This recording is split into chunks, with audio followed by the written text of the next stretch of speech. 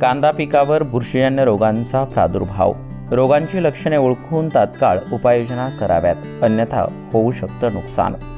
ढगाळ वातावरणामुळे यावर्षी खरीपातील कांदा पिकावर मोठ्या प्रमाणात बुरशीजन्य रोगांचा व कीड रोगांचा प्रादुर्भाव दिसून येतोय. तर विशेष करून कांदा पिकावर हवेमार्फत व जमिनीतून विविध रोगांचा प्रादुर्भाव होतो आणि त्याच्या नियंत्रणासाठी एकात्मिक रोग नियंत्रण प्रभावी ठरते. कांद्यावरील येणाऱ्या विविध रोगांविषयी व त्यावर दिसणाऱ्या त्याची लक्षणं जी आहेत ते लक्षणं, त्याचबरोबर त्यावर आपल्याला काय उपाययोजना करायच्या आहेत त्या उपाययोजनाविषयी आज थोडक्यात माहिती जाणून घेणार आहोत. तर कांद्यावरील येणाऱ्या विविध रोगांमध्ये जांभळ्या करपा हा अल्टरनेरिया पोरी या बुरशीमुळे येतो. तर काळा करपा हा जो बुरशीजन्य रोग आहे तो कोलिटोट्रिकम ग्लिओस्पोरियाइडेस ह्या बुरशीमुळे येतो.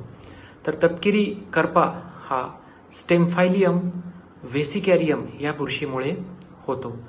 ओली मूळकूज नावाचा जो रोग आहे तो रायझोक्टोनिया सोलोनी यामुळे होतो. तर मानकुजव्या हा जो रोग आहे तो स्क्लेरोशियम रॉल्फसाय ह्या बुरशीमुळे होतो. मर रोग हा जमिनीतून फ्युझॅरियम ऑक्सिस्पोरम ह्या बुरशीमुळे होतो. आता आपण जाणून घेऊया या विविध रोगांची लक्षणे जी आहेत ते आपण पाहूयात आता. तर जांभळ्या करपा रोगामध्ये पानांवर पांढरट लांब चट्टे पडतात आणि ह्या चट्ट्यांच्या मधोमध जांभळट चट्टे असतात.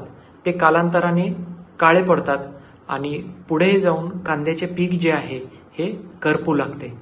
तपकिरी करपा रोगांमध्ये पानांवर तपकिरी चट्टे पडून पाने ही जी आहेत ती करपू लागतात आणि फुलांचे दांडे जे आहेत ते वाळून मोडून पडतात. पांढरी सड मध्ये काय होतं, ज्याला आपण मानकुजव्या असे सुद्धा म्हणतो, तर या रोगामध्ये काय होतं की जमिनीलगतच्या पिकाच्या भागावर पांढरी बुरशी स्पष्ट दिसू लागते आणि तो भाग नंतर सडू लागतो. पाने जी आहेत मानकुजव्यामध्ये पाने जी आहेत ती टोकाकडून वाळू लागतात आणि हळूहळू त्याची लक्षणं आपल्याला कांद्यावरही पांढरी बुरशीच्या स्वरूपात दिसायला सुरुवात होते. जांभळा व तपकिरी करपा तसेच पांढरी सड या रोगाकरिता आपल्याला स्पर्शजन्य बुरशीनाशक 25 ते 30 ग्रॅम प्रति 10 लिटर पाण्यामध्ये घेऊन रोगाची लक्षणे दिसताच आपल्याला फवारणी करायची आहे. त्याचबरोबर मर रोगामध्ये कांदा पिकाची रोपे पाने पिवळी पडतात, मुळे तपकिरी होऊन पडतात आणि ते कुजू लागतात. पीक मृत पावते.